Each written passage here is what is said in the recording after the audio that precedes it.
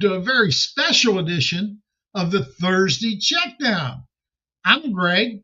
This is Tipp. How you doing, Tipp? What's up, Greg? Again, loving the fedora. I'm happy to be on here today. I know it's Wednesday. It's the Thursday Checkdown.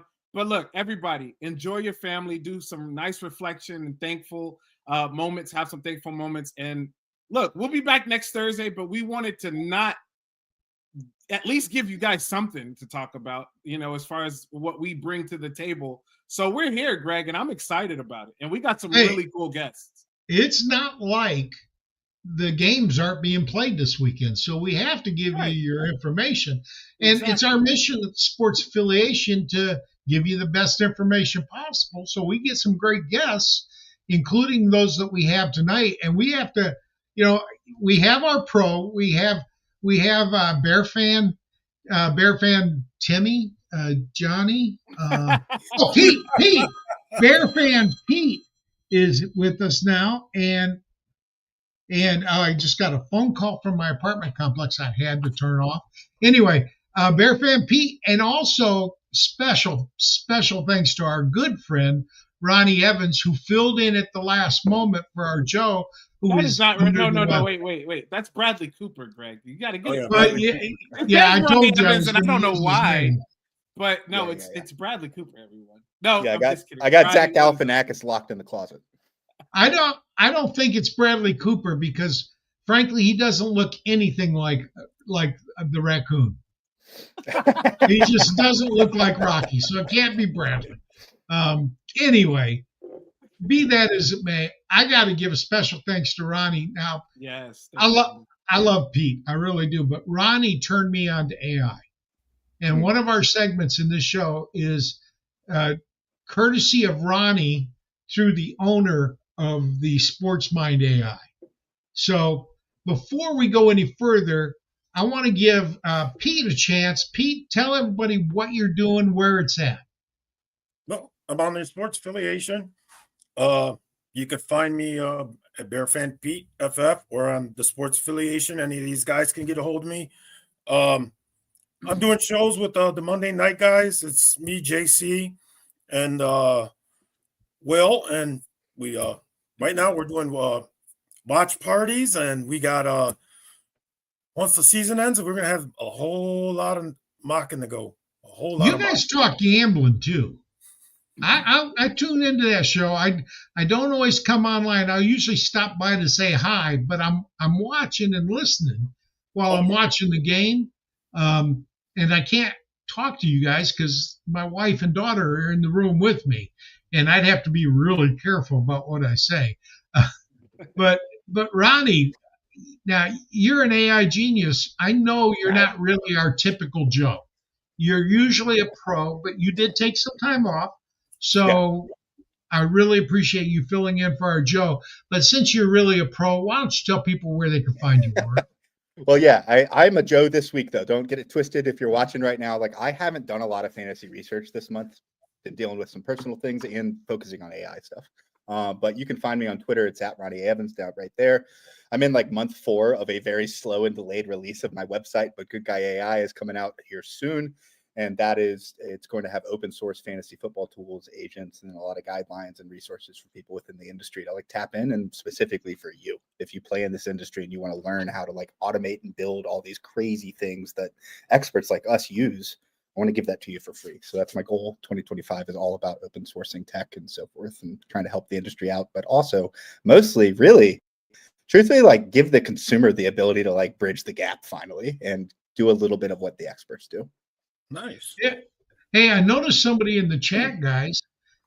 2 weeks ago, we had a kid on this show that put us to shame. Yeah, he did. Mason Lindbergh, Grindberg's son. Actually, we picked 3 players. We each picked 3 players. One's our This Day in History player. That week, we asked for closest tight end to 80 yards. Mason chose, I think it was Njoku, but I don't remember who it was, but he was 1 yard off. 1 yard off. Yeah, you don't get closer than that. And then he picked as a stud to set Justin frickin' Jefferson, who finished as a wide receiver 28. Perfect. And then he picked Jamison Williams to start, who finished as wide receiver 9 for the week. That kid's, I'm a Hall of Famer. If he sticks with it, he will be too. He is that good. That's awesome, yeah. And Grindberg, I want to thank you for sharing him with us. What up, Mike? But let's get to this show. I mean, again, we're talking AI, and it's like I said, through Ronnie, we get to work with the Sports Mind AI people to evaluate, and I usually ask them to evaluate 3 players. Now, we asked last week Rashad Bateman, Alec Pierce, and Zach Charbonnet as a flex for Week 12 in a PPR league. SMAI predicted Charbonnet, Bateman, and Pierce, and the crowd went with Bateman, Pierce, and Charbonnet. I went with Pierce, Bateman, and Charbonnet. We were all different. So who was right? Actual results were Bateman, Pierce, and Charbonnet. I don't know if that's right because Not believing it. well, the reason I don't know is because I got it marked down as 0 points on the worksheet, which means that the AI got it perfect with what it predicted. And I think it predicted Charbonnet first. Let's just roll with that. Yeah, we'll roll with that. Anyway, this week, thank you. Pros and cons, Rico Dowdle, Marvin Harrison, or Deebo Samuel as a flex play for Week 13. And we also asked the crowd. What the crowd thought was 48% for Marvin Harrison Jr., 30% for Rico Dowdle, and 22% for Deebo Samuel. I'll give you my take. When deciding between players, 3 players who are essentially scoring the same amount. These guys scored 11-2, 11-3, and 11-8 per game. So essentially scoring the same amount. There's several different variables to consider. Is it a home or away game? Dowdle is the only player of the 3 who is at home. Everybody else is the other 2 are on the road. Weather, does weather matter? Well, only Samuel plays outside this week. Yeah, Buffalo's expected to be cold with snow showers Sunday night, so could matter for Deebo. Opponent, Harrison's facing a defense that gives up the second most points per game to opposing wide receivers, 40.8.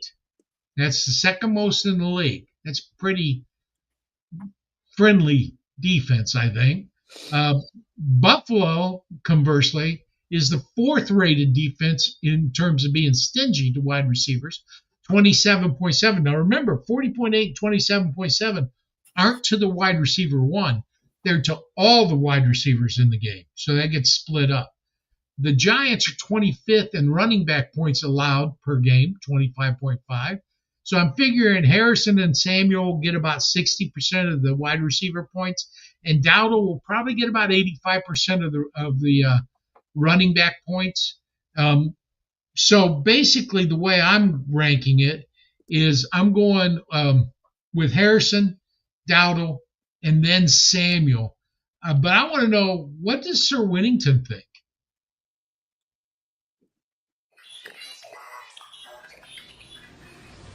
For a flex spot in Week 13, Rico Dowdle would be my preferred choice. He brings the highest projected value in terms of consistent volume and a favorable matchup against a struggling Giants defense. If you want stability and a higher floor, Marvin Harrison is your guy. Deebo Samuel, while having a higher ceiling in theory, comes with too much uncertainty, given his recent form without Purdy at the helm consistently.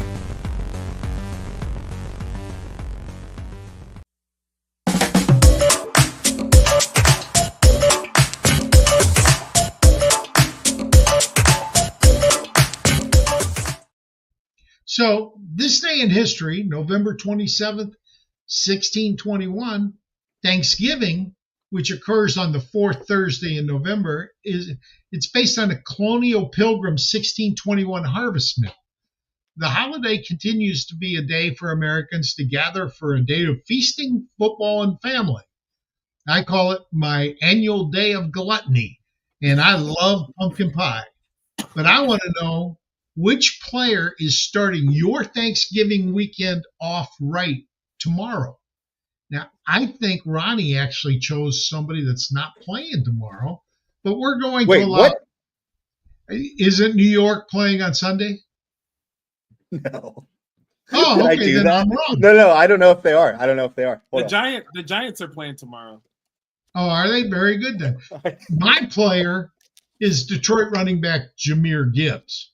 And I don't think you guys even need to ask why, but if you do, when I'm looking at players that are going to have a big day, I want opportunity.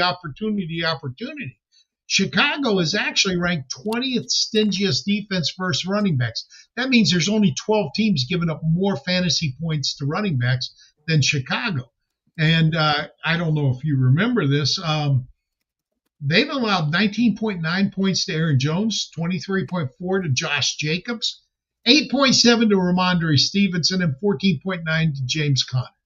Now, none of these backs have scored as much as my guy Gibbs this year.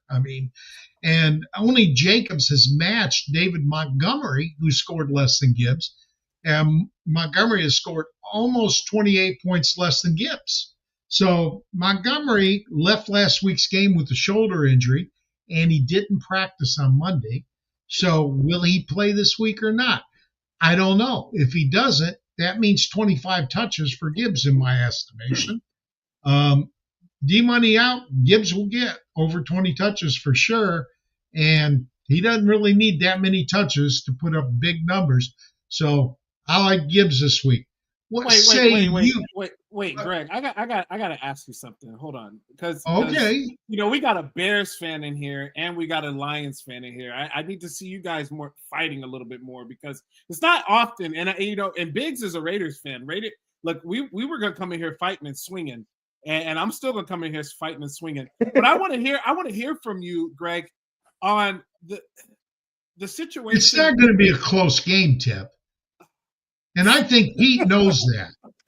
First of all, Dan Campbell is a master manipulator in terms of team attitude. He stresses grit. He stresses all the right things. And him and Brad Holmes have done an excellent job of putting together a good team. Now, if you look at it right now, Detroit is the best team in the NFL. I think they're better than Kansas City, top to bottom, offense, defense, and special teams. I just don't think there's really any doubt about that. Now, how many games in a row has Chicago lost? 6? Pete? 5. 5. Okay, so 5 games in a row. They're playing in Detroit in a prime time. Well, it's not prime time, but it's a high visibility game because it's on a national holiday. Yeah, and so was last year's when they lost to Green Bay. They were 9-8 last year. They're 11-1 this year. They're essentially kind of. They made it to the playoffs, Greg. They made it far to play. I think they were. Wait a minute. Let's ask Pete. Pete's a Chicago fan. Pete, do you really believe in your heart, fan or no, that the Bears are going to beat Detroit? No. And here's why. Because they've lost 5 in a row, and because this head coach cannot control himself from throwing the challenge flag out on plays he shouldn't throw it out on, and he keeps making mistakes. But because Detroit's better. It's not going to be a blowout. It's going to be a divisional match. It's going to be a divisional. This is still the black and blue division. What do you consider a blowout? Okay, it ain't going to be more than 10. I'll tell you that. Oh, I do believe it'll be at least 14, but I'm thinking 20. But okay. We'll see. Well, I want to. Okay, go ahead. Let's hear your pick, Pete, and then I got to hear what Ronnie has to say. Okay. Yeah, Pete, you're next anyway. All right. So I'm going to start with Jalen Johnson, and it's not just because he's a Bears fan, but we're starting off football on Thursday on Thanksgiving. That game. So, he has the number 1 target rate. Nobody's throwing to him. Doesn't matter who's playing. He's shutting everybody down. Yes, he had a couple mistakes last week where he tripped over his own feet and foul, and he did have the tug on the jersey. But, essentially, he shut down Justin Jefferson. He's only allowed 17 receptions, 256 yards, and 1 touchdown.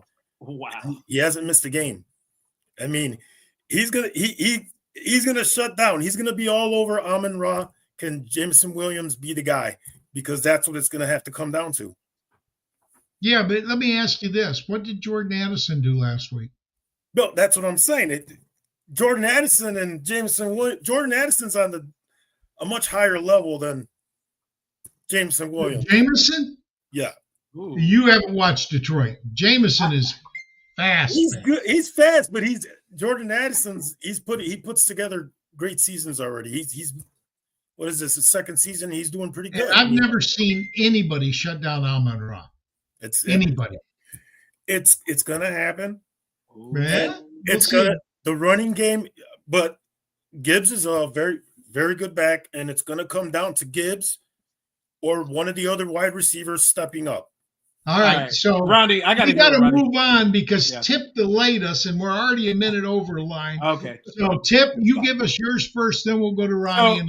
I'll be really quick. It's Devon Achane. He's been on a tear lately. The Miami Dolphins, the offense is starting to pick up. I understand that Tyreek Hill, it really hasn't been good for Tyreek Hill or Jalen Waddle until last week. Jalen Waddle started to go off. So I think the defense is good as well. They're going against Green Bay. I understand the weather situation. I think they lean a little bit heavily on the short end run game, and that's going to be Devon Achane. All right, your turn, Ronnie. Well, first of all, let me just throw in there that I love that pick. Big Achane fan. My Malik Neighbors snag here is twofold. One, little bit of a squeaky wheel gets the grease. Also, changing quarterback again for them, I think bodes well for Malik Neighbors. But last week he had 6 receptions for 64 yards. This all came in the second half, which is alluding to the squeaky wheel side of this. He complained about that, and hilariously, like Brian Daboll, like acknowledged it and said, "Yeah, we should probably think about getting him in the ball in the first half or along those lines." And so, when we look at that, and then just in general, he's had a pretty solid role with the Giants over the course of the season. But let me pull up his box score list real quick. If you've been starting him as a Malik Neighbors owner, you started off the year and you felt like you had Odell Beckham again as a rookie. Like you were like, oh my God, you're getting 20 points a week. This is going to be like, this is incredible. I got a top 8 wide receiver as a rookie. And then things fell apart. They've been up and down, 10 points, 6 points, 7 points, so on and so forth. But the targets haven't changed. 8 targets, 13, 11, 10, 9 last week in the second half. That's 18 in a game. This guy is going to get fed this weekend, and Drew Lock is not a good quarterback, but he is a gunslinger, and he does love to feed people deep and make big plays with guys that he's like funneled into. What am I trying to say? He funnels, similar to Cutler way back in the day with the Bears, to allude to Pete a little bit. But I love Malik Neighbors. I think he's going to smash this week. And Tipp, the only thing I was going to bring up earlier, which we don't have to go into, but you alluded to Biggs being a Raiders guy. So I went and just sat for a second while you guys were talking and got like a full on, like, if I were a Raiders fan, here is my totally biased reasoning why they're going to win this weekend against the Chiefs. Well, I think Tipp is the Raiders fan too. So Yeah. Okay. Well, I knew that. I thought Biggs was too, so I was going to act as him. But is Biggs not a Raiders fan? He is. Okay. yeah, so you'd have 2 bums in the same show. Hey, listen, we've got to move to the next segment, JC, if you could bring up the intro.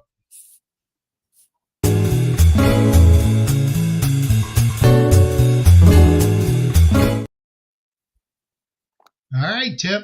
Hey, it's the stud to sit time. And you know, Greg, you say it the best. There's never a stud that there's never anybody that's not available to sit. You had a situation last year with Christian McCaffrey where he was 100% consistent, but there's situations where anybody can be sat on the bench at any given Sunday. Last week, we were 3-0-1, so we did really well. And for the year, we're at 62% for the year on the studs to sit. So, Greg, who are you sitting this week? Well, I got to tell you, staying as I'm a Lions fan and we got a Bears fan here, I'm sitting tight end number 12, Cole Kmet. Oh. The Bears are traveling to the Motor City. They're trying to end a 5-game losing streak. He was right. I did have 5 games in there. I don't expect the Lions to look past them. And Kmet has the misfortune of facing an improving defense that's already the best in the league against tight ends. Now, I don't think you knew that, did you, Tipp? No, they're good. I know. They are very In good. 11 games, the Lions Very have good. allowed just 40 receptions for 349 yards and only 1 TD to tight ends. That's 7.37 points per game in a point per reception league. But, maybe Detroit hasn't faced any good tight ends. Well, let's see. Tight end 6, Kate Otten. Tight end 3, Trey McBride. Tight end 23, Jake Ferguson, while Dak was playing. Wow. Tight end 10, Tucker Kraft. Tight end 25, Evan Ingram. Number 11 in points per game, by the way. I think they've played pretty good tight ends. I like Komet to have a bad week. Yeah, it seems like it, but Detroit has been very tough again. And Pete, who is your player to start or to sit this week? So I know our producer JC is not going to like this, or maybe he will. I don't know. Sam Darnold. And I'll tell you why. He's only had 8 money throws, and he's thrown 21 danger balls, right?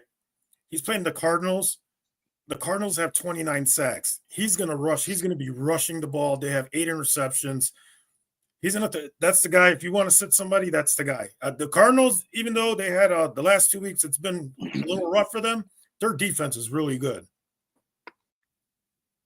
Yeah, no, another good call, Sam Darnold. I mean, look, he's got all those weapons, though, man. It's going to be really tough sledding for the Arizona Cardinals. They're going to have to pick up their offense. Their offense has been bad the last couple of weeks. I will say this. My call is probably really, really crazy. A lot of people are going to look at me sideways on this one. That's all your calls are crazy. Oh, they are. But, look, it's Thanksgiving. Before you go, Tipp, I've got to step out for a minute. I'll be right back, but just continue the show. Okay, so it's Thanksgiving. So, guys, I got to make a gut call. And my gut call is that Baltimore's defense is a prideful defense, and they're going against the Philadelphia Eagles. So, dare I say that Mr. Consistency himself, Saquon Barkley, is not going to finish within the top 20 this week, 24. I think that Saquon Barkley is still a really good running back. There's no issues there. But there's a couple of things here. Their defense, as far as the Ravens go on the back end, it's a very suspect defense, right? So what that allows teams to do is that allows teams to not necessarily run the ball on them as much. They throw the ball on them more. The opponents that the Ravens have faced they're only rushing the ball 22 times a game. So that tells me that, look, this is a situation that the Ravens are giving up points on the back end. They're not you don't necessarily have to run on them, but I'm going to give you some more information. There's the average 78 rushing yards per game to their opponents, the Baltimore Ravens do. So that, again, I said they're a prideful defense when it comes to stopping the run game. And who do they want to stop more than anything? They want to stop Saquon Barkley because he's the best running back in the league right now. Hell, the best player. Now, this is where this could come back and bite me because the Baltimore Ravens have given up a touchdown in the last 3 games in the rushing category. But wait, they got Jalen Hurts. Jalen Hurts runs the ball a lot. He does the tush-push. I think that it's a Jalen Hurts game. I think they get the passing game involved. I do think Saquon Barkley will still get a couple of catches, but they keep him out of the end zone. They contain him for the most part. And this week, it's just not a Saquon Barkley for me. Ronnie, do you agree? And if you don't, that's fine. But who is your player to sit this week? I only disagree. I don't disagree that he's gonna I don't expect him to go score 35, 40 points. But I don't know. I think they're gonna figure out how to get him touches and do things with him. I think it's a good call if you're looking at ceiling plays. I don't think Saquon has the same ceiling as normal this week. I do think his floor is probably still pretty safe though. So I agree ish. Right. I think I would say maybe you get 12 to 15 out of Saquon and it's a disappointing week, but that's still a good start. See, Greg had to leave on the one that he had to leave. Yeah, I couldn't really listen to him. He said not to start Saquon Barkley because he's a big baby and he's not a good running back. But it's bold. I like it. It's bold. Yeah, but we were perfect last week. We could have had 2 weeks in a row where we're perfect, and he goes with Barkley. Come on. Well, I'll come back on for a guest spot next week for 2 minutes and sing Tipp's praises if this ends up being correct. I'm gonna probably be wrong. All right, Roddy, who is your player? Mine was, I only put him on here because he was on the list that Greg sent me. I don't consider this guy a stud, but I think he's on there, I guess, because the games are tomorrow. Turpin, Devontae Turpin. Oh, wait a minute. I can explain that. Okay. My league, the league that we use for ranking, awards points for return yards. A 1 yard gets a 1/10 of a point, just like rushing yards or receiving. Okay. yards. Okay. All right. Well, So that does that's change why. things a little bit. All right. Well, I'm just going to operate on the in general sense. If you don't have the return yardage thing in your league, it's 4 targets. Yeah, it but doesn't really do you're any. gonna be All of real good his. if he does have the return yards. Yeah, all of his relevance. If you're in a return yards league, this would not be my sit this week. Yeah, he same way. There's a couple other guys. I'm drawing a blank on the name right now. There's a kid for the Jets that's been super relevant all year, literally because of return yardage. Xavier Gibson. Thank you. Yes. So yeah, but if it's not a return yardage league, he's ranked wide receiver 84 for a reason. I don't even need to spend too much more time on it. Just don't throw Turpin in unless you need a desperation upside play, but the upside isn't that great. It's 3 to 4 targets and probably 30 yards. What you're really hoping for is that he breaks one for 15 a touchdown, and he's done that despite having around 4 to 7 targets throughout the whole season. He's only done that twice. So did you see that touchdown reception he had though? He's not the worst player. Goes 70 yards. The dude is fast. Yeah. He's undeniably fast, but I feel so is Marvin, who's been great recently, ironically, but MVS, fast guy, man. It's not super great fantasy most of his time in the Chiefs, and I think Turpin's a very similar player. Except he gets return yards. Well, yes, he's got the return yardage thing. I'm in a return yardage league as well, a couple of them, and I'm in one league with you actually with that. So he's a dude in those for sure. Now, hey, Greg, before we move on to our next segment, we got a couple of minutes here. I do want to let everybody know, we're going to revert back to the AI section. I do in the chat, if you guys look in there, I do have the full description of what the AI told us to do with each one of those players. So if you want to go there and look at the chat, I'll also host it or post it on the show so you can see it there too. But yeah, no, look, it's always fun doing these types of picks or these types of players, because a lot of times you're wrong. I remember the first week, our Joe picked Marvin Harrison Jr. And I was like, dude, how can you pick him? You just drafted this guy in the 2nd round of your draft, maybe the 3rd round, and you're going to already fit him? No, there's no way. Do you remember what he got that week? He ended up getting 1 catch for 4 yards. That's right. 1.4. It's crazy. It's really fun to talk about these, because Joe Mixon had a hell of a week 2 weeks ago. Last week not so much, because sometimes these teams get prideful. They want to bottle these guys up after a really big game, especially if they're a prideful defense. And that's one of the things again with Baltimore that I'm looking at. But yeah, no, it's really fun to see everybody's calls. I really like Bear Fan Pete's, not only because JC is here, but I just think that Sam Darnold's been so up and down. And now with Daniel Jones going over there, what are you guys' thoughts on this? We got about a minute left. I don't think it impacts this week at all, because I think in the long term, is going to need a couple weeks to get into the system. In the long term, what are you guys thinking on this? I think the Pittsburgh Steelers are looking at them and how did they do that? How come we got 2 worse quarterbacks and they've got these 2 yahoos and they're better? I don't think it impacts anything long term, because long term JJ McCarthy will be back. Yeah. So you still think? I agree. I think it's still JJ McCarthy. What about you, Pete? Yeah. So they brought him in, but maybe they have a little bit of doubt that maybe they got a doubt in their mind that maybe McCarthy may have an issue. Those type of injuries, sometimes they're really hard to come back from. They're not the same player.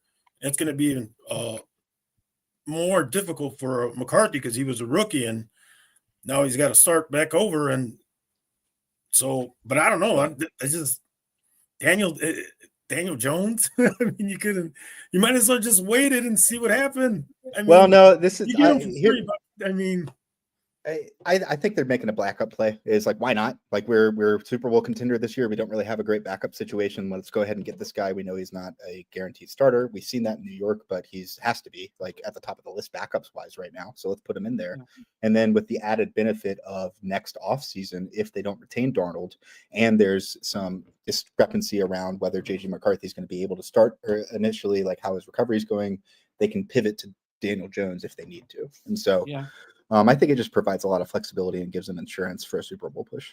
All right. That's awesome. Greg, we got to pay the bills. Okay. Find your win tuition and elevate your sports betting with Better Takes. Better Takes examines your betting history to uncover hidden areas that cause bankroll leaks. Uncover patterns and biases so you can break the cycle of mistakes, avoid weaknesses, and play into your strengths. Our advanced stats offer unparalleled granularity, helping you immediately spot problem areas that could be affecting your success. Use the Better Takes Edge score to gauge your expertise for each potential bet, providing clarity and confidence in your decisions. Take control of your betting journey. Download Better Takes from the Apple App Store or Google Play today and start understanding your biases for free. Before placing bets, check with Better Takes, a smarter, more informed approach to sports betting.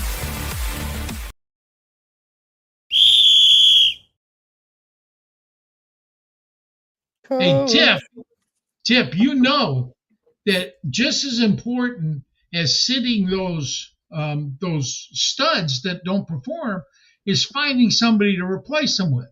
Now, I don't really like the term sleeper for these guys because, frankly, the 14th ranked quarterback qualifies. And, Pat Mahomes is a sleeper in our system because if you're not a top 12 quarterback or tight end, you're not a stud, so you're a sleeper.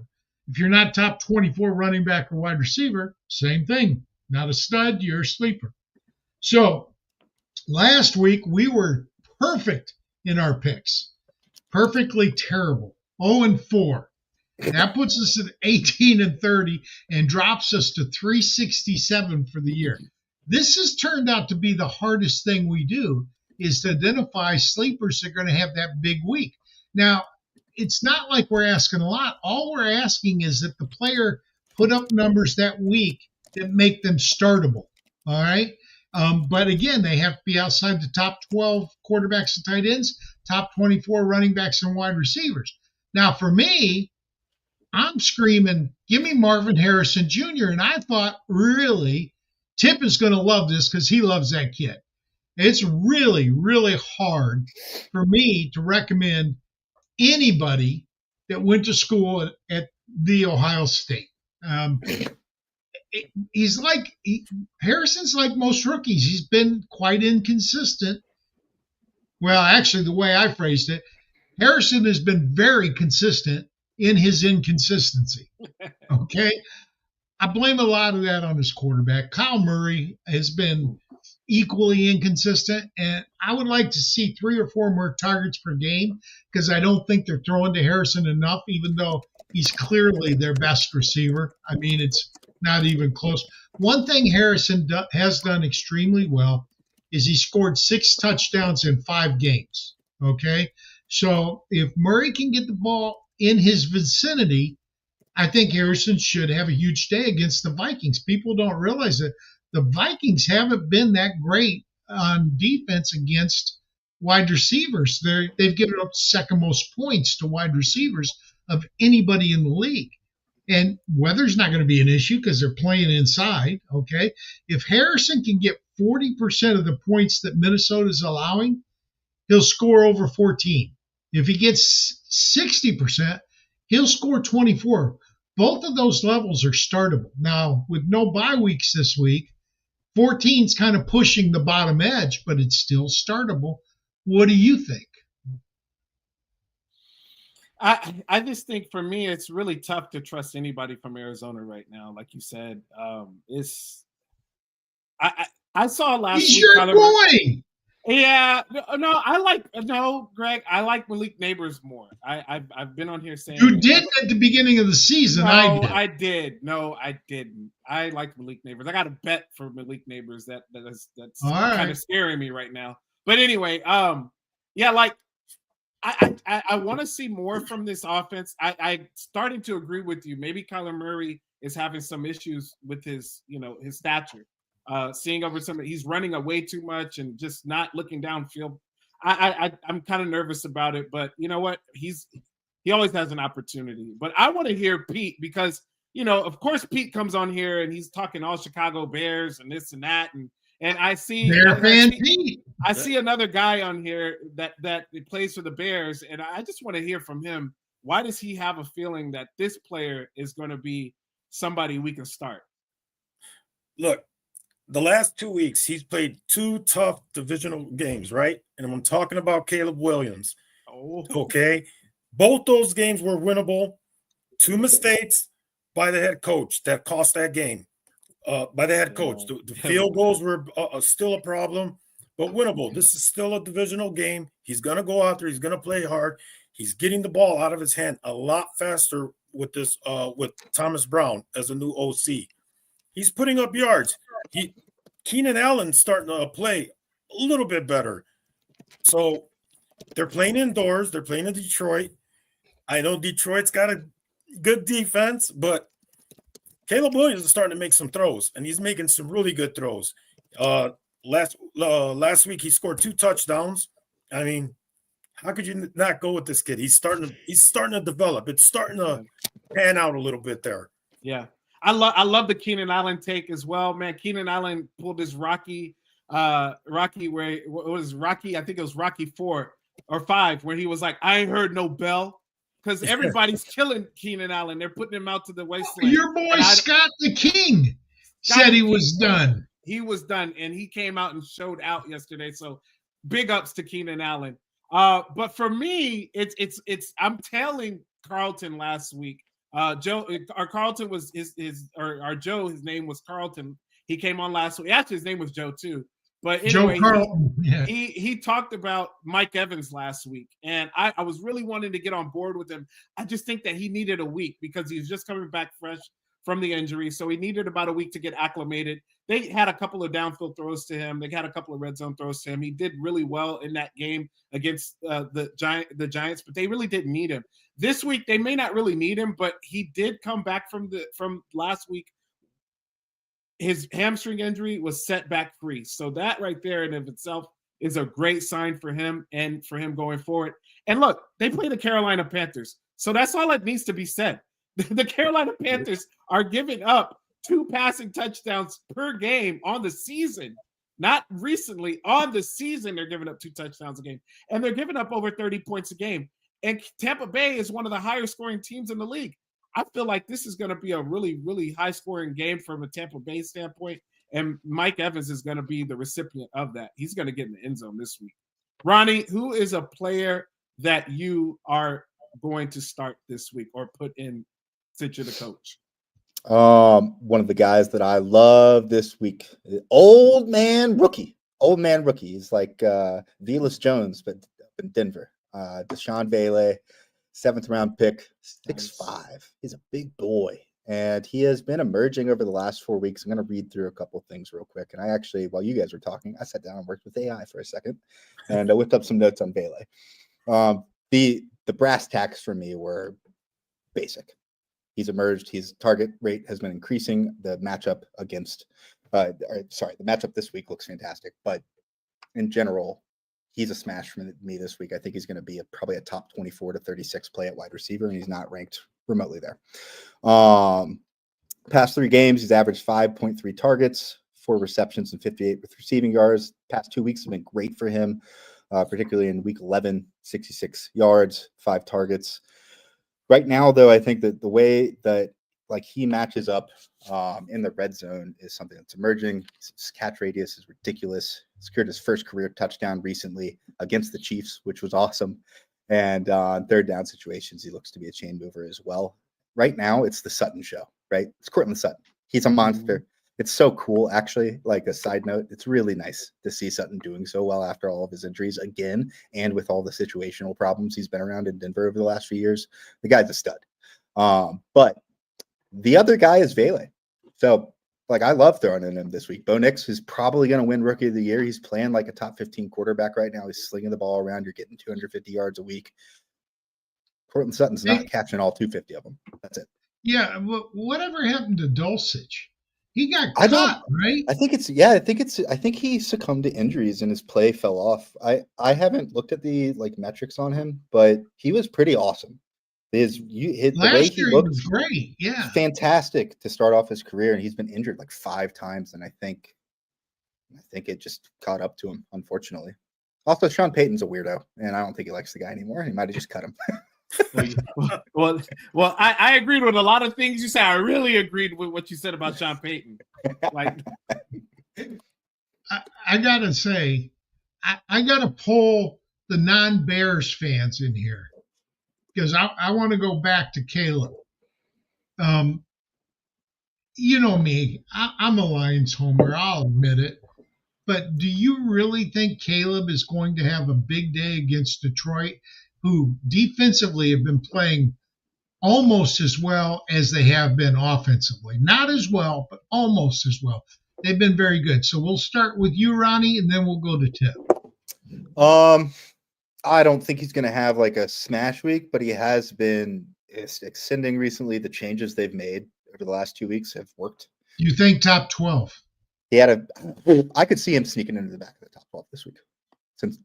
But I also think there's an equal reality that you guys shut the Bears down. Sorry, Pete. I think it could easily go in that direction. Listen, so Greg already pre-prepped me for this show at the Fantasy Expo. He said, "Hey, we're doing this for the Thanksgiving."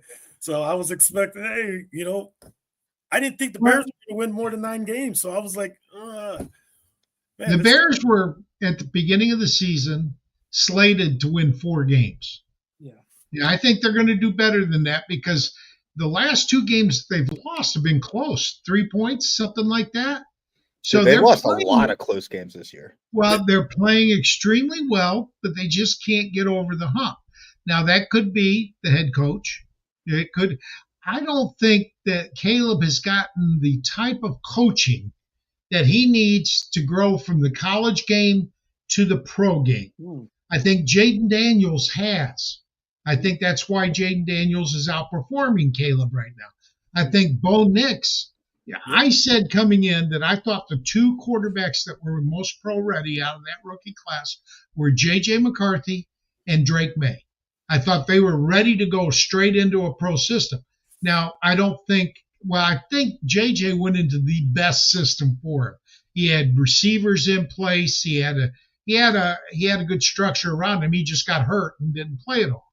I think Bo Nix has surprised people, and I think Penix is going to surprise people if he takes over for Cousins. Jaden Daniel was exposed by Pittsburgh. I think what Pittsburgh did to Jaden Daniels is what Detroit is going to do to Caleb. But I want to know what Tipp thinks. As far as this week, it's still a really tight one for me because Detroit, they give up passing yards. They don't mind giving up the yards in between the 20s. Where they tighten up is when it's down to the red zone or the green zone, whatever you want to call it.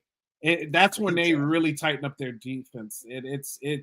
It's going to be something to see. I do like what Thomas Brown has done for that offense, though. He's getting the ball out of the hands quickly, or out of Caleb's hand quick, to help with that suspect offensive line. I think that Caleb Williams, I think he can be right at that borderline. It might be a push this week for you, Pete, because everybody's back. There's no bye weeks, so it's going to be really tough for him to get up to that mark. But I think it's going to be a push. All right. Well, we're ready for our next segment. We don't want to go to it yet, JC. Hang on a second. We have a guest, Ronnie, who stepped in. He's got his own show tonight. and it starts in about a little bit over a half hour, right? Not a show. I have a meeting at my job at Trophy Smack. That's 7. Oh, okay. Well, I wish it was a show. You guys cannot tune in. I was thinking you had to do a show so that you could promote it here. I'm a You crash said- the party, actually- Ronnie. I'm crashing the party. No, like, hey, step back. This is great, actually. Give me, if I can, for a second. You guys remember the Judgment Seesaw from in May? The what? The Judgment Seesaw, the mental health show I did in May. Yeah. Okay. So I've been playing around with the idea of bringing that back all season and not just having it be an off-season one-time thing each year. One of the variables with that is group therapy, which I've brought up to 1 or 2 of you before. Yeah. But considering that I just went through another dip mentally, I think it's right for me, and it's probably the right time of the year. The season's ending. People are digesting like bad seasons, good seasons, playoffs are starting. I think it's the right time to kick that off again. So I'm going to start reaching out to people about coming on as guests, probably starting up the Judgment Seesaw again in a couple weeks. And with that, I'm going to launch a new version of it called Group Therapy, where I'll come to places like the Sports Affiliate and get 3 or 4 of you on, and we'll have a group discussion just about like vibes and industry and kind of like our group experiences. I am happy to help you with anything you want, but you need to know I don't stress. I don't get depressed ever. Yeah. Some but people I'm do, happy some to people come on don't. and help you out. I love that. Thank you.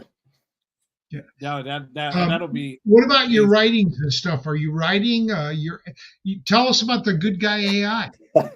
So what I've been doing over the last year, I haven't written any articles this year.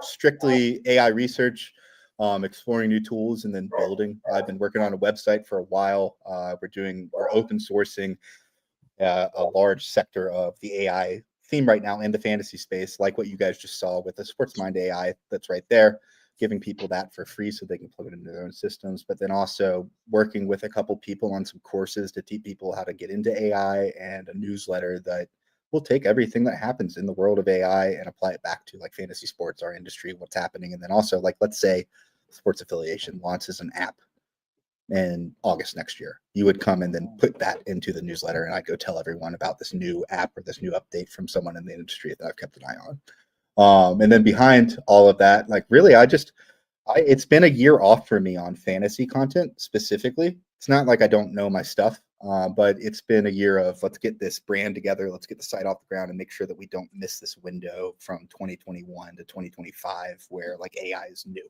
Want to make sure we launch in that window. And so next year, I'll be doing fantasy articles, and part of that will be showing people like, hey, here's an article I wrote.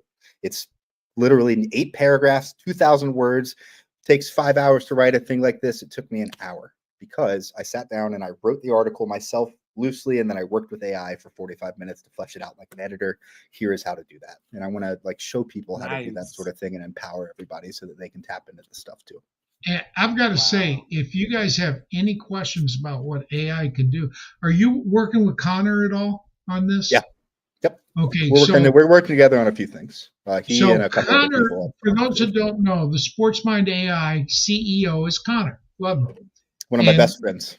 And Ronnie hooked me up with him, and that's why we're doing that segment.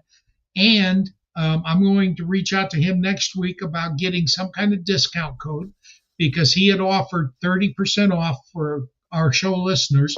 And I can honestly say that I think that AI has done as well as any fantasy expert would in giving advice.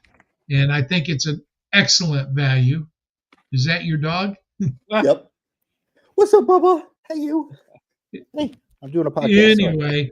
Anyway, I want to thank Ronnie for coming on. We're not going to hold him over because I know he's got to prep for his other call. Yeah, hit me up for AI stuff. You can find me on Twitter. I'm about to join Blue Sky, so you can catch me over there as well. Ronnie A. Evans. Ronnie A. Evans. Remove that comment real quick. Remove what comment? The one that's below. JC's. Oh, if you remove the comment, it'll show the handle right below. Oh, okay. Yeah, we're JC. There we go. Hit me up there. I gotta go do this little business meeting. All right. And love now, JC, you can take us to our next segment.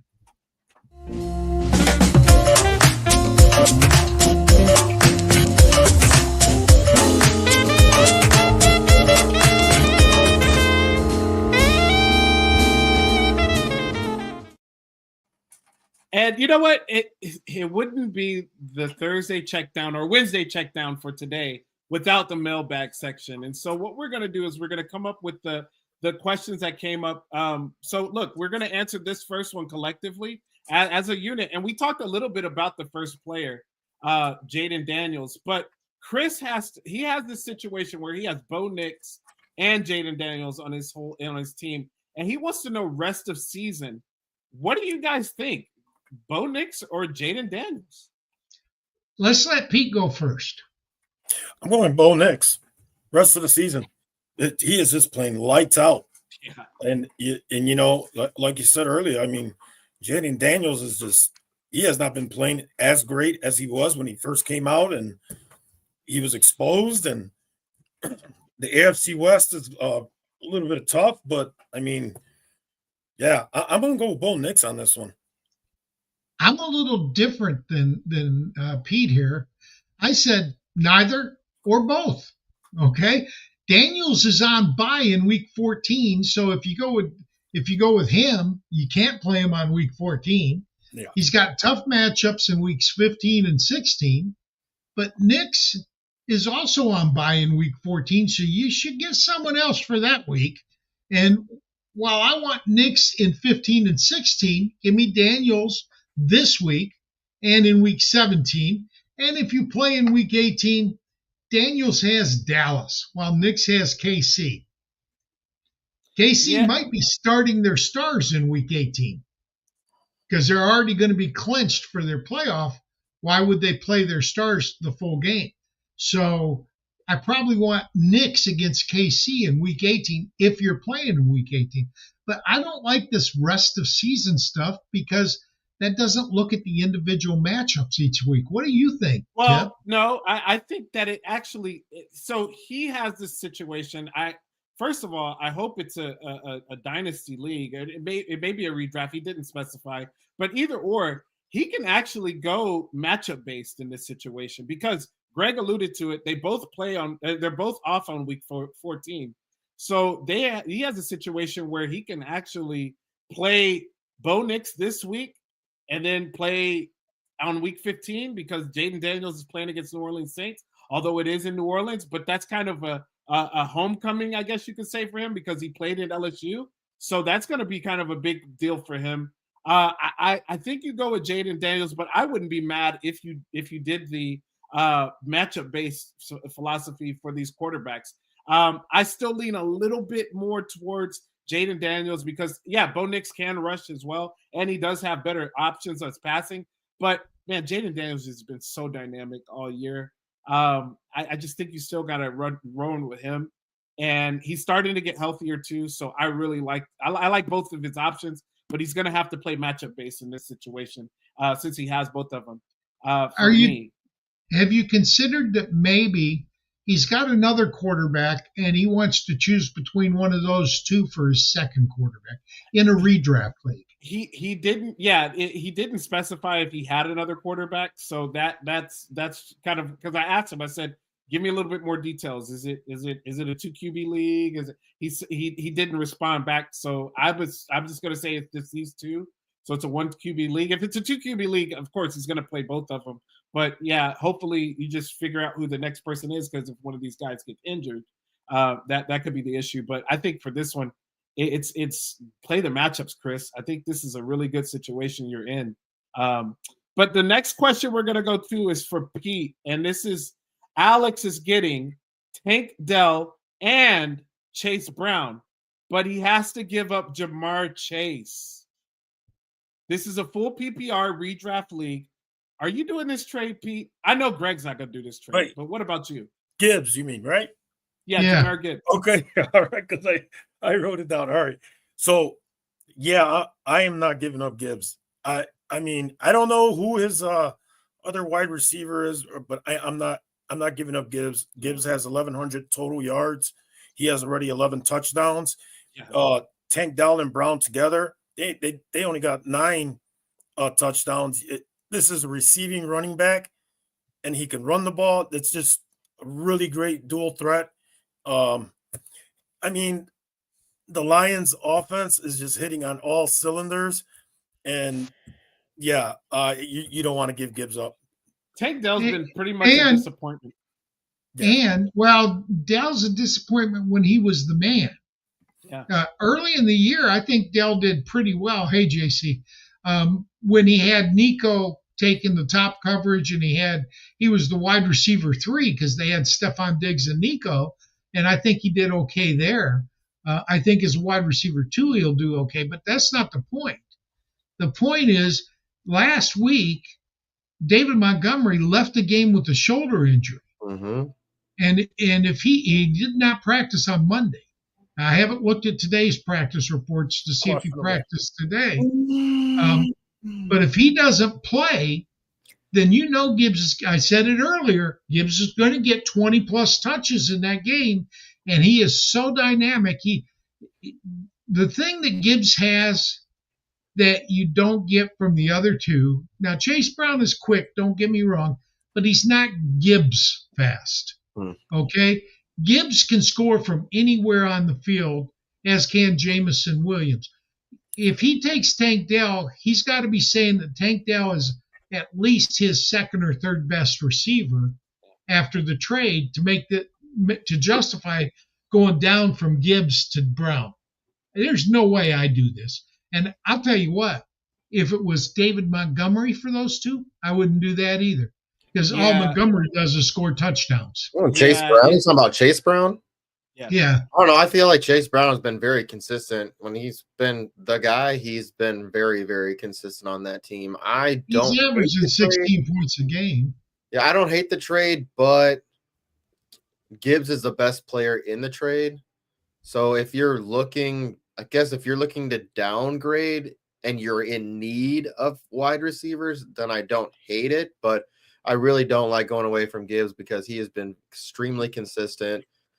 Even when Montgomery's scoring touchdowns, he's scoring touchdowns and doing everything. So I feel like I want the better player unless you're in dire need of a wide receiver. And I feel like there's players you can kind of go fight on the waiver wire that can kind of get you close to points. Dell's still that big play guy. He's still you got to catch the ball and do a lot with it. But yeah, I think the Chase Brown guy. I think they would get got if they ended up doing this trade. It's not a smart one.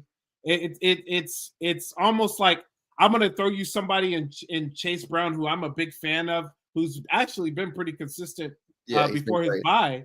But it's Jahmyr Gibbs, man. This guy is. He's tied to one of the best, if not the best offense in the league. Really great offensive line. Now David Montgomery's a little banged up. He's been explosive the whole season. He catches passes. It's Ben Johnson. Like, what you need to have a part of that. I'm a little upset. I don't have any Lions really on any of my team. I think I have David Montgomery on one. And I really didn't go heavy on the line. I don't have Jared Goff. But I really didn't go heavy on the Lions, and now I'm regretting it because, man, every one of those players are eating. Sam Laporte has been a little off, but he's just not needed. He's just not needed. So in a dynasty, I still want Laporta. But in a redraft, I would get rid of Laporta because I just don't think as long as Jamison Williams is there, and you've got Amon-Ra doing the underneath, you just don't need him. But before we go to the next question, I want to put JC on the spot here. JC, we got you your 500 subscribers. All right. The Sports Affiliation has 500 plus subscribers. 521 from what I saw. So they're getting 23 last time I looked. But anyway, we're getting close to monetization, which I don't know if that means $3 a month or $300,000 a month. Doesn't matter to me. I want to see JC get reimbursed for all the money and effort he puts in. But how many watch hours are we short so we can push that? So we are at 2,764 watch hours. We need to get to that 3,000 watch hour point. But how we do that is we get more people over to YouTube watching. I mean, right now we have 235 people that are watching. A lot of that is from over on X, which is cool. We love that. But we would just, absolutely appreciate if anybody would just, take the time to, even if you watch it for 15, 20 minutes over on YouTube, that really helps us grow. The one thing it does help, Greg, is it gives us an opportunity to sell merch and stuff right here on YouTube.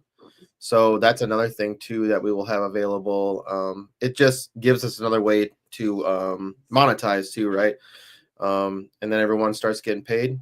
That's doing well, work. Not everyone. I'm not taking a check, but bottom line is, at least the tools that we use get paid for ahead of time, which is what I want. So we've got a couple more questions, and I do want to finish the questions before we go away. So Tipp, what's next? Yeah, and also, guys, tune in. Is Carla having her not tonight? No, she's taking okay. she's taking the night off. Yeah, we got GG Bots next week. Okay, cool. Yeah, guys, tune into that show with Carla. Man, it is amazing. Last week it's a very nice show. She's had Marcus Grant on her show, The Game Changers. She's had Stefania Bell. Morris, Stefania Bell. Some really, really, really awesome guests. They had Ryan Kennedy last week. Ryan Kennedy and his daughter were on last week. Yeah, man. So please tune into that, and that helps us with our views too. So keep tuning into the Game Changers and to all the great shows that are on here. We also have the watch parties. I'm gonna be doing one tomorrow night too, just so you know. Look, JC, JC, you're not gonna wait. You're not gonna be with the food coming by that time. Don't worry. I'll be up. I'll make sure that I'm up. Are you starting the watch party with Detroit and going through all 3 games? No. Whatever the night game is, I'll be doing that one.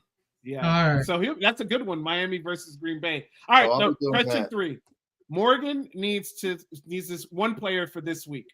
Morgan asks, and this is for myself: Cortland Sutton, Calvin Ridley, or Drake London coming back from bye. I'm going to go Cortland Sutton right now. He's on a heater right now. I think you kind of have to ride that coattail. And it's right now the 3 quarterbacks that these players have. I trust Cortland Sutton's quarterback the most in Bo Nix, and he is a rookie. That it's crazy to say that. Kirk Cousins. I hope that bye week helped them. Calvin Ridley, he's been getting nice with Will Levis, but I still have a hard time trusting Will Levis. That Texans team, they're in shambles right now as far as the defense goes. They're giving up a lot of touchdowns. So I'm still going to roll with Cortland Sutton on this one. What do you guys think? Well, Sutton's a wide receiver 10 in my scoring. Yeah, he's playing Cleveland.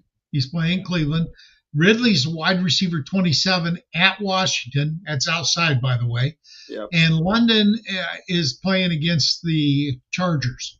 Okay. Yeah. I like London a little bit more than Sutton this week, and Ridley would be my last choice. And if I could get both London and Sutton in my starting lineup, I'd probably do it. Here's kind of the one thing I'm just looking at these games too. Cortland Sutton actually is worse at home than he is in away games. Like significantly worse. And that matters. That does matter. So I don't know. I mean, and the Browns they played tough, man. Myles Garrett last week had 3 sacks. So I mean, Bo Nix, I don't think hasn't really faced a player like Myles Garrett is something special. Well, you already know that he's trying to make sure that he can put his jersey on his lawn next October when it's Halloween time. I mean, I'm looking at those splits. I mean, Carolina in week 8. I'm looking at just the last. Yeah, that's an easy matchup. That was an easy matchup. He had 17. He had 100 yards. Falcons is an easy matchup. That was a pretty good easy matchup. 14 points. 14 points. Yeah, but he's been doing 17, 25, 19, 14, 29. Against the Raiders. Consistent, man. Against the Raiders, he only put up 32 yards, 2 receptions. That was at home. Cortland Sutton? Yep. Against Pittsburgh, week 2 against Pittsburgh, 1 catch for 20 yards. Okay. I mean, obviously, you're talking about week 5. Obviously, it took time to develop, and it was different quarterback back then, but it was. I feel like that's the thing. I think Bo Nix is a completely different quarterback than what he was week 5. For sure. And look what he did. Look at what he did last week against the Raiders. I mean, he all right, move it on. Okay, all right. I mean, no, but I mean, it's a really good situation to have. I just think that, Cortland, you could go right either way. Any one of those are really good. I want to get to my question. I'm getting to yours right now, Greg. Mo Betta wants to know: Tua Tagovailoa or Jordan Love this week on Thanksgiving night? Okay, they're playing each other, right? Where are they? Are they in? They're Miami? in Green Bay. All right, They're in Green Bay. I'd rather play Jordan. That Tua plays in South Miami. Yeah, it South doesn't Florida, matter, man. It's and cold he's here going right to now. Green Greg, Bay. Looks Okay, like you're about to go to Oh, dear. South Beach, Greg, with your outfit on. Tua is going to be playing in freezing weather with potential snow. I actually looked at the weather report. All right, so is Love, but at least he practices in this crap. So I'm going with Love here. Now, Love is the 20th ranked quarterback, 17.44 points per game, and Tua is the 26th ranked with 15.52. Love's home. Go with the home player. I agree with that. I agree 100%, dude. It is really cold here right now. I was working outside all day today. I mean, I'm in Minnesota, but That's the same. I'm sure. What is it, Pete? Is it cold there right now? Is it cold Yeah, in Chicago? I'm inside and I'm cold. Yeah, it's Do been you really guys cold have up white here. stuff falling from the sky? Yeah, today I did. We did today. Okay, if you have white stuff falling from the sky, it is automatically cold. If you That can does see it, not Brett, it's happen cold. in South Miami weather. Yeah, I agree. Weather does matter. They are outside. It's in, Green Bay. And I feel like Green If Bay it was has in played tougher. Minneapolis, at least it would be in a dome. Correct. But it's not in Minneapolis, so Correct. Hey, so back to that Jordan Love Tua, and yeah, I'm not being a Packer hater, maybe a little bit, but Jordan Love, you got to expect a minimum of one interception from him, so you're going to lose points. He's thrown 11 interceptions and 18 touchdowns. That's not a good stat. it's 1.5 touchdowns a game, though. And he's missed what, 3 games? And he then it's more touchdowns per game. Then it's 2 touchdowns per game if he's missed 3.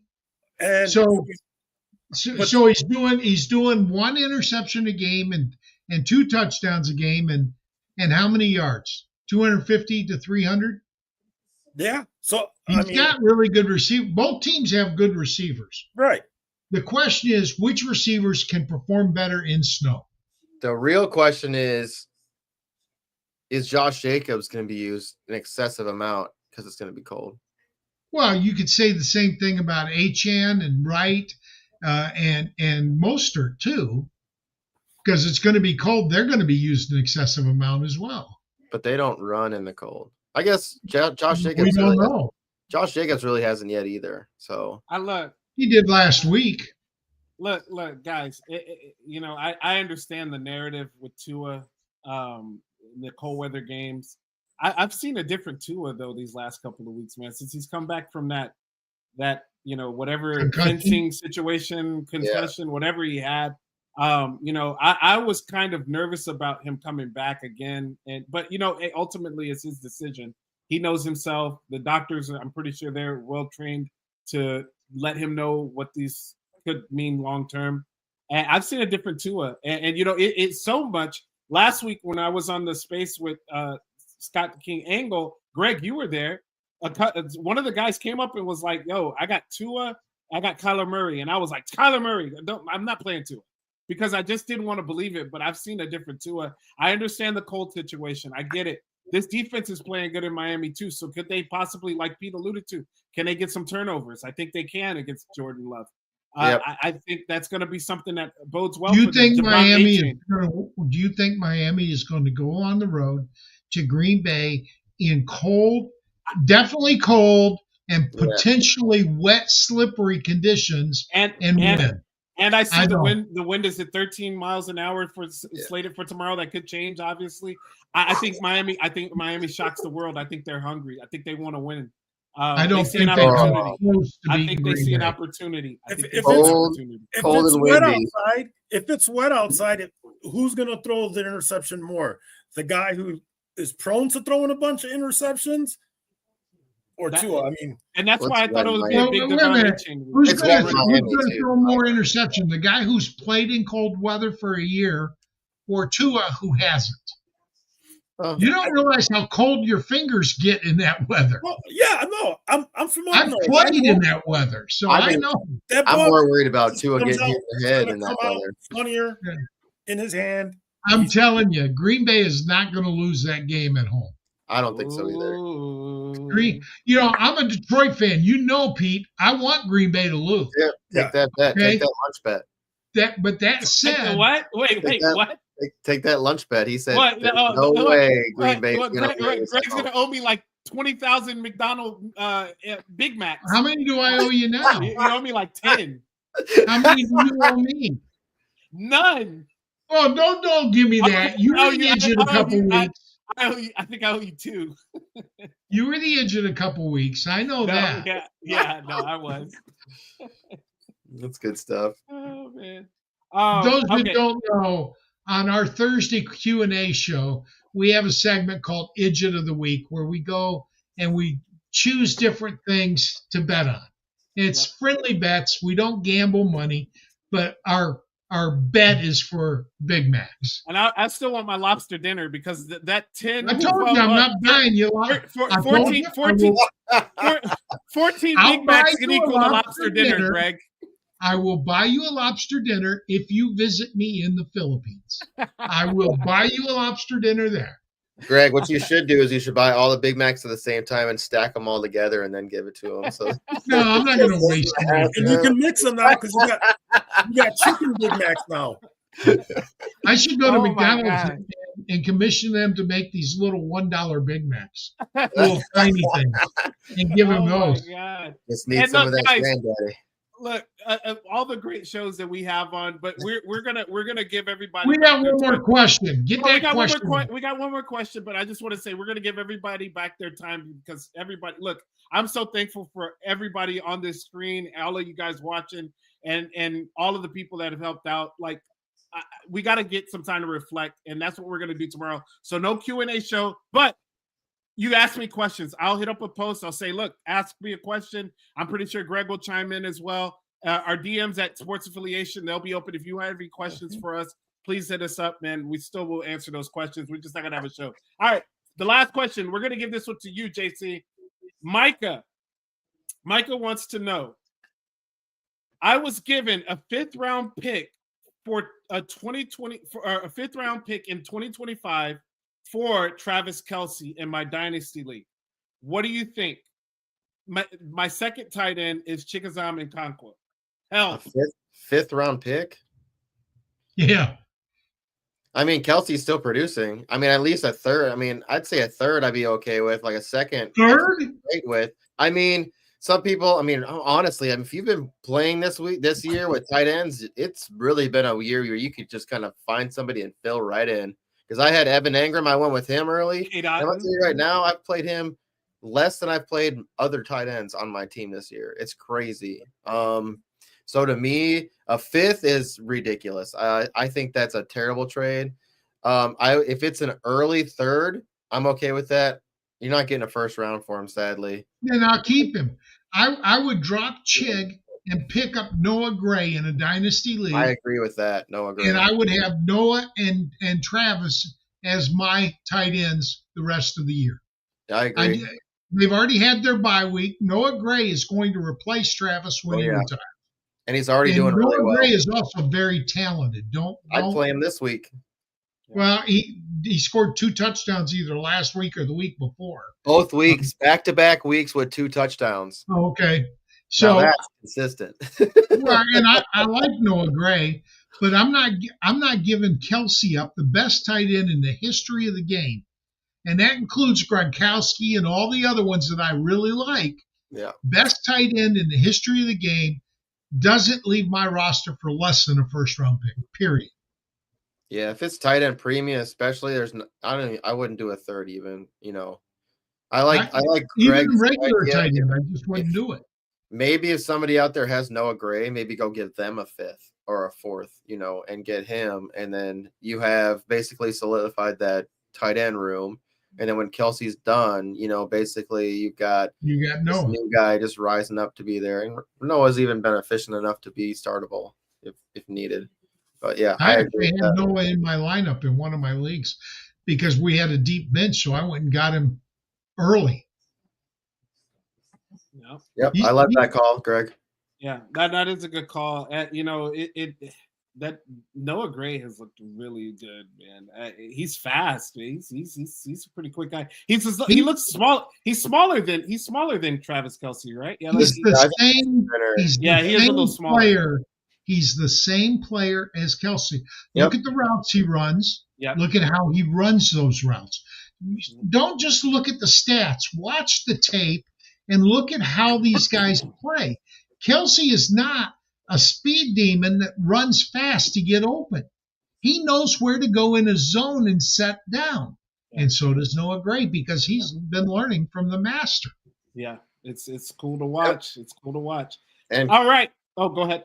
I was just gonna say, and Mahomes likes targeting the tight end, So oh yeah, he loves it. He does. Loves it. All right. Hey, that's it for tonight. That's it. Pete, you want to remind people where they can find your work? Yeah. You can first you can find anything that I'm doing, Bear Fan Pete FF, the Sports Affiliation. Make sure you guys check out our show on Mondays. Me, JC, and Will, and we're prepping to start mocking. I'll tell you that. I'm ready All right. to start Well, mocking. next week we're back at our regular day and time, Thursday night, 7 p.m. Eastern time. Our guests are Sam Schneider. He's at Buy and Sell You of In Between Media, and Andrew Lupo at Andrew Lupo. He's a girl dad like myself, Scott Fishbowl participant, and he's a collector of vinyl. And those of you who don't know what vinyl is because you're too young, that is traditional records. Yeah, It's baby. not digital crap. Nothing sounds the way vinyl sounds. That is a vinyl. If you want great music, you have to have vinyl. Yeah, no, it's going to be cool. And I hope we can maybe talk, because I'm a vinyl collector too. If you guys have ever noticed, I have different vinyls every show. So I would love to sit and talk to him about that for at least 2 to 3 minutes, man. That'll be awesome. Hey, we got a black guy here. I got to ask him something. Yeah.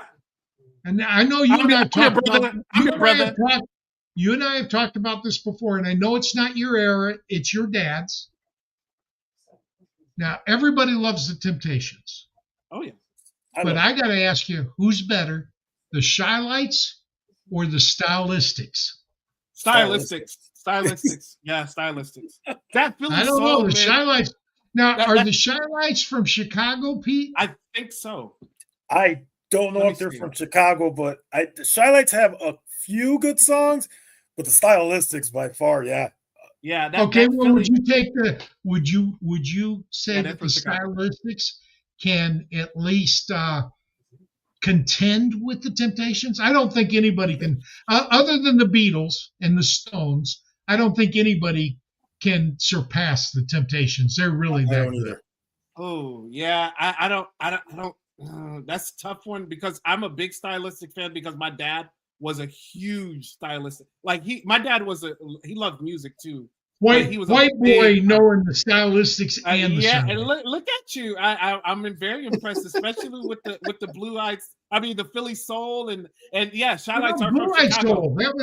Who was that they coined that phrase for? Oh, Blue Eyes Soul is like Hall and Oates, Hall and Oates. Yeah. Boss Skaggs, Daryl Hall. Daryl. Yeah, like John Oates is Pete. If you look at John Oates, he looks like Pete. Oh yeah. I mean, yeah, man. It's just dark curly hair.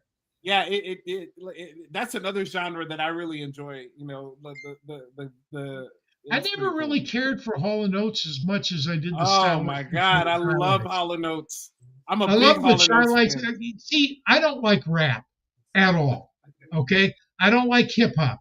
I think that the artists are very talented, but they waste the talent because they don't sing. Okay, now some rap artists combine singing with the rap, and that's okay. But I think you look at the greats, they sang. I mean, Temptations did not rap. Okay, Okay. I will say this, Greg, because I love all types of music. I really don't. The only music I don't really listen to a lot is country music. I Same. could never. That's I about could it. never gravitate towards it. Country is rock and roll. If you anything listen else- to modern country, Well, it's 60s rock and roll. Well, what I was going to tell you is if you actually listen to a track, a hip hop album, and you listen to where they're going with the beat and like they're hitting the snare drums and things like that, it actually is a song.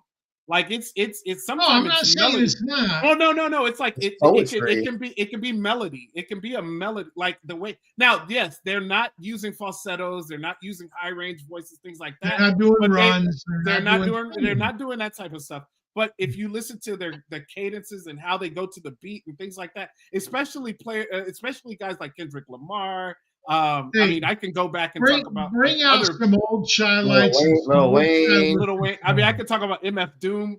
I mean, these guys with the way they go to the beat and it is very musical. It's very rhythmic and it's very The closest to a rap song that I've ever enjoyed was Run DMC doing Aerosmith's "Walk This Way." Yeah, no, that was a classic. Well, they sang it as well as rapped it. Yeah.